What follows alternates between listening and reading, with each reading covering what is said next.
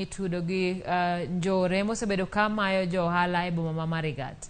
Komanda mar obila Julius Kiragu oyango ni ne giyudo bunde achiel kod lisasi 5 kuom achijno.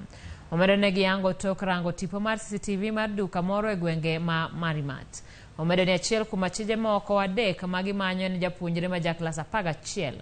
Meko mar achijni mano tim kata kaluwore koda kuo mane otim ne jomoko 2 mitudo gi kuo jamne.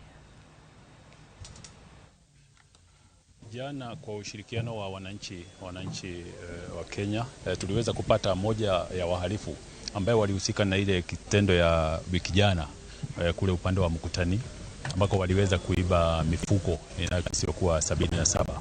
So kwa ushirikiano wa wananchi tukaweza kupata moja upande wa Tiate mhalifu mmoja ambaye anaitwa Lopaita Kokon. He's 22 years old na tukampata na bunduki na ng'ombe 2 kati ya zile 77 ambazo walikuwa wameiba wiki jana. Atastakiwa kulingana na hiyo incident ya last week. The panic that was in the entire Baringo South sub-county was enormous. Centers were beginning and towns were beginning to close business at around 6 p.m. That more information is emerging that even school children could be involved in this particular menace.